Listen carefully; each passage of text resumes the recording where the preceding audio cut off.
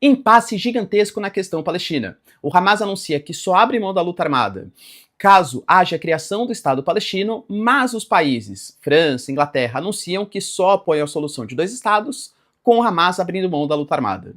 Falar também, galera, sobre o importante boicote que a Índia vem promovendo contra produtos americanos, isso dito pelo próprio Narendra Modi. Entender exatamente como que as taxações e as multas aplicadas pelos Estados Unidos podem afastar a Índia, um país tão importante, dos Estados Unidos. Falar um pouquinho também sobre o rearmamento do continente europeu, com notícias importantes vindos da Estônia, que reforça sua fronteira se preparando para uma guerra contra a Rússia, e um país centro ali, político, militar do leste europeu, que está pretendendo se rearmar, gastando bilhões e 5% do PIB em defesa, que pretende ter mais tanques do que a Alemanha, a França, Reino Unido e Itália juntos. Que país é esse, hein? Que causa tanta preocupação para a Rússia. Para finalizar, pessoal, falar um pouquinho também sobre o escândalo de corrupção que estoura na Ucrânia, que pode afastar ainda mais os investimentos estrangeiros e ajudas internacionais do país.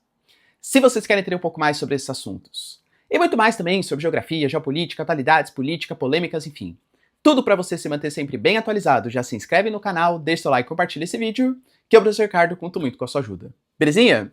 Pessoal, presta atenção que é oportunidade de última hora, hein? A Plié do Shopping Pátio Paulista, que é especialista, tá, em moda íntima masculina, moda íntima feminina, tem inclusive, tá, roupas médicas para cirurgias, pós-cirurgia ali, né, roupas de recuperação, mas também conta com pijama, pessoal, tudo de moda, tá, que você possa imaginar. Tá disponibilizando aqui para quem é parceiraço do canal, indo pelo link que eu tô deixando para vocês na descrição do WhatsApp, a possibilidade de, nas compras acima de R$ 399, ganhar 2 cuecas que você pode inclusive presentear no Dia dos Pais. Além disso, colocando no link do WhatsApp, hein, que você veio pelo canal Professor Ricardo Marcílio, utilizando o cupom Ricardo, 10% de desconto em todas as peças. Sim, galera, é sensacional, tá? Lembrando que a promoção das 2 cuecas é enquanto durarem os estoques, e eles são limitadíssimos, mas o cupom 10% tá valendo, hein, galera? Então vai lá, demonstra a força da comunidade Professor Ricardo Marcílio e tenha roupas de excelente qualidade, galera. Para quem já usou, tá, sabe o que eu tô falando, a Plié, assim, é excelente para moda íntima masculina, feminina e também para outras vestimentas. Tamo junto? Então, bora lá pro vídeo, pessoal. Seguinte, como eu trouxe para vocês na introdução, a gente teve o Hamas sendo pressionado pela comunidade internacional para abrir mão da luta armada. Por quê?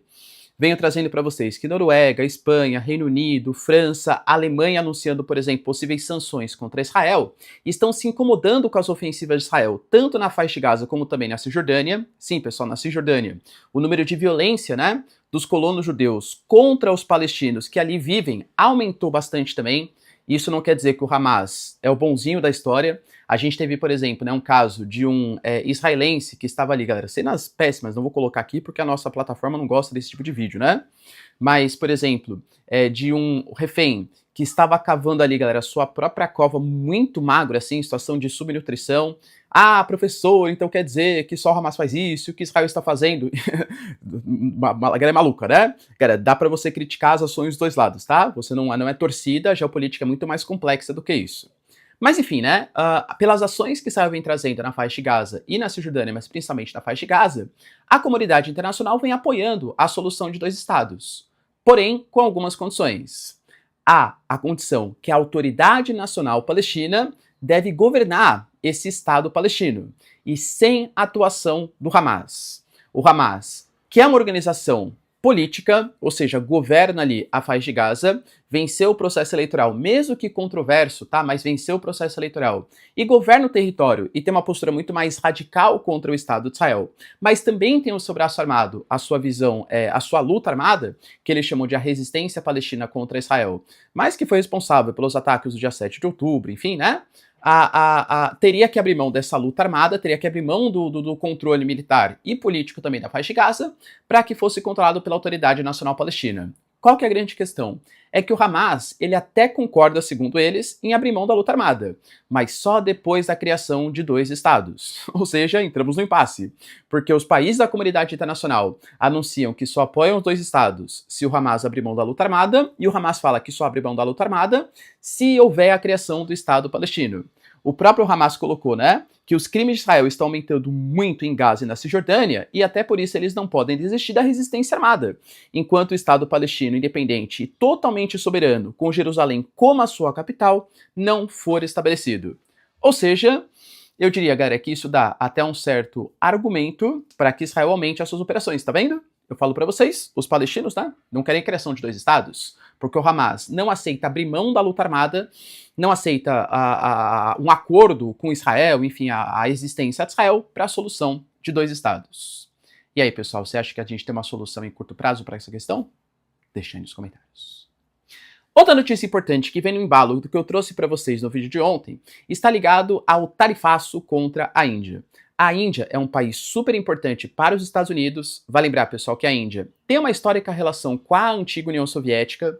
Pós-década de 90, entra no mundo da globalização, dos blocos econômicos, da liberdade econômica e amplia sua gama de negócios, mas ainda mantendo relações importantes tanto com a Rússia, do ponto de vista econômico e principalmente do ponto de vista militar. A convergência política entre Rússia e Índia é de fato bastante significativa, mas promove também parceria com outros países. Tanto que, por exemplo, hoje a gente vê que grande parte da produção, por exemplo, dos Estados Unidos, da parte produtiva, vem sendo deslocada pelo aumento de custo de produção dos Estados Unidos para países que são mais baratos. E a Índia é um desses países. Caso, por exemplo, importante, por exemplo, da Apple. A Apple, que vem transferindo parte da sua produção da China em direção à Índia, também pelos menores custos produtivos e, claro, pela questão política, né? A divergência entre China e Estados Unidos.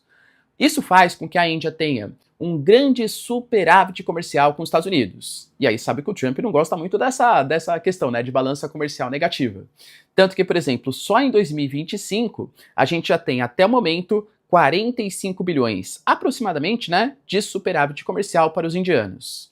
As tarifas que tinham sido aplicadas pelo Trump, elas aumentaram por conta, segundo Trump, que a Índia continua comprando gás e petróleo dos russos e, além de tudo, compra equipamentos. O próprio Marco Rubio colocou que a compra de óleo da Rússia por parte da Índia incomoda muito os Estados Unidos. E aí houve uma pressão para a Índia, porque lembrando que o Trump ele coloca que a partir do dia 8 de agosto, os países que negociarem com a Rússia, caso a Rússia não estabeleça um cessar-fogo, serão taxados em 100%. E isso vai afetar demais os indianos. Estima-se que 40% de todo o petróleo importado pela Índia em 2024 foi por parte da Rússia. Então a Índia, aliás, ela vai ter que ou comprar briga com os Estados Unidos e ser taxada em 100%, gravíssimo, né? Principalmente para os Estados Unidos, mas para os indianos também, ou buscar novos mercados. A Índia deixou bem claro, depois de uma certa pressão da comunidade internacional, que não aceita retaliações. O ministro das Relações Exteriores, por exemplo, colocou que a nossa economia não será administrada pela Casa Branca. O petróleo russo continuará a fluir para a Índia. O próprio Narendra Modi, que é o chefe de governo da Índia, colocou também, não falou exatamente contra o Trump, mas falou que existem países da comunidade internacional que querem interferir na política nacional sobre compra, venda de produtos, e por conta disso, os indianos devem ter soberania. Nós somos 1,4 bilhão de habitantes e nós temos que investir na produção e no consumo interno, ou seja, no mercado nacional. O Narendra Modi está fazendo isso porque é o chefe de governo, hein? Promovendo a política de boicote aos produtos americanos, aos produtos estrangeiros, em detrimento dos produtos nacionais. Como eu trouxe para vocês, talvez é uma coisa que o Trump não esperava. A Índia negocia sempre com os dois lados, é aberta para os dois lados, e talvez o Trump considerasse que colocar tarifas e colocar multas gigantescas sobre a Índia faria com que a Índia tivesse uma convergência econômica maior com os Estados Unidos do que com os russos, promovendo boicote à compra de petróleo russo. Lembrando que os Estados Unidos também são liderança na produção de GNL, gás natural liquefeito, e eventualmente, se os países não podem comprar combustíveis da Rússia, vão querer comprar combustíveis dos Estados Unidos. É óbvio que existem interesses comerciais, além dos interesses geopolíticos. A Índia não está comprando essa ideia. Ou seja, aparentemente o tiro está saindo pela culatra do Trump, pelo menos na questão dos BRICS. A Rússia já falou também que sanções não incomodam mais. A China, galera, querendo ou não, teve que adiar a tarifa durante 90 dias. A Índia, por exemplo, também anunciando que não vai aceitar ser pressionada pelos Estados Unidos, até promovendo boicote contra produtos americanos, e tem o caso do Brasil. É que o Brasil, claro, excetuando a Rússia, né, mas tem uma economia muito mais frágil do que China e do que Índia.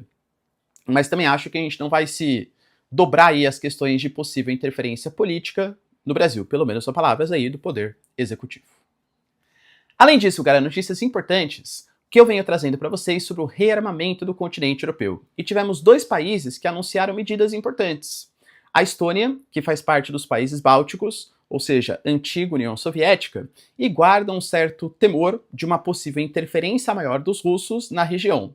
A agência de inteligência da Alemanha, o Bruno Kahl, por exemplo, colocando, olha, os russos estão eventualmente se planejando para fazer um ataque nos Bálticos, para testar o artigo 5º da Constituição, e os países anunciando, por exemplo, que estão saindo da Convenção de Ottawa, colocando minas terrestres na área de fronteira. A Estônia, por exemplo, colocou ali, né, na ponte de Narva, uma série de barricadas, uma série de reforços, de cercas na fronteira, também para evitar possível passagem, tanto de pessoas, mas também de equipamentos militares, dificultar, né, uma possível ação militar dos russos. E há um sentimento de que 5% do PIB em defesa é o mínimo para garantir a segurança nacional. Dentro dessa premissa, o país que mais se prepara, e já venho anunciando para vocês há muito tempo, é a Polônia. A Polônia, mais uma vez, acabou de anunciar uma importante compra de 180 tanques K2 sul-coreanos, que está na casa de 6,7 bilhões de dólares. Desses 180 tanques, 61 vão ser montados na Polônia, o que dá a entender também um reforço da indústria militar do país. E lembrando que a Polônia está anunciando, né? 5% do PIB em defesa, eles estão com um projeto de ter aulas de tiro, por exemplo, e treinamento militar, não só para militares, mas também para civis, durante um ano, aulas, galera, de tiros nas escolas, na educação básica, tudo para se preparar para um conflito. A Polônia, galera, tem muito medo de que uma futura agressão, até pela presença do corredor Suwałki ali, né, que é uma área super tensa, com escalave de Kaliningrado, com Belarus, com os países bálticos, com a Polônia, que possa ser alvo de uma possível tensão militar. Ou seja, a Polônia, se somado os tanques que foram adquiridos da Coreia do Sul agora até 2030, eles vão ter 1.100 tanques, que é mais do que a Alemanha, França, Reino Unido e Itália juntos. Professor, isso quer dizer então que a Polônia será a maior potência militar? Claro que não, porque não é só tanque que define, claro, uma guerra. Vide aí o que a gente teve, por exemplo, entre Israel e Irã, que o Irã tinha uma capacidade militar em número de combatentes, tá até maior do que Israel, mas menos inteligência, menos equipamentos aéreos, equipamentos mais defasados. A Alemanha muito possivelmente está gastando para ser a principal potência militar, mas de fato, em contingente mesmo, a Polônia está anunciando ser uma superpotência europeia. E para finalizar, pessoal, a gente vem discutindo também que a Ucrânia é um país que está envolto em vários escândalos de corrupção. A gente teve recentemente o Zelensky e o parlamento ucraniano aprovando uma lei, né, que restringia a atuação de 2 organismos independentes para que o governo, que investigavam, né, casos de corrupção, para que o governo federal tivesse maior ingerência nesses organismos. Só que houve uma pressão gigantesca interna com manifestações contra o Zelensky e externas também da própria União Europeia e também dos Estados Unidos, senadores, deputados americanos, colocando que a Ucrânia estava indo contra, né, a clareza no combate à corrupção e por isso aparentemente vão ser revogadas essas medidas de maior ingerência sobre os organismos de escândalos, né, de fiscalização de casos de corrupção. Talvez... Nossa, pessoal, mas por que foi aprovado isso? Né? Por que o Zelensky considerou aprovar isso? Porque a Ucrânia é um país muito corrupto, extremamente. Não só o Zelensky, né, mas historicamente a Ucrânia está envolta em casos de corrupção.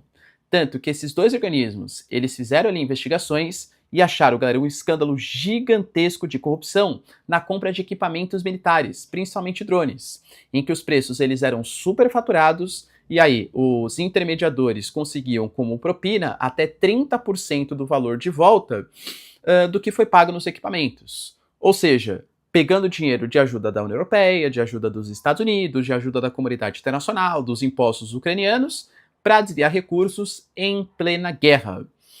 Por isso, a pressão da União Europeia, da OTAN, do próprio Estados Unidos, de redução de ajuda, enquanto a Ucrânia não aumentar ou não fortalecer os seus órgãos de fiscalização de corrupção, muito possivelmente a ajuda pode começar a cessar na Ucrânia. E aí, galera, você acha que a Ucrânia vai conseguir combater esses casos que são estruturais de corrupção no país? Deixa aí nos comentários, quero saber sua opinião. No mais, galera, se vocês curtiram o vídeo, tamo junto, beijos, abraços e tchau, tchau.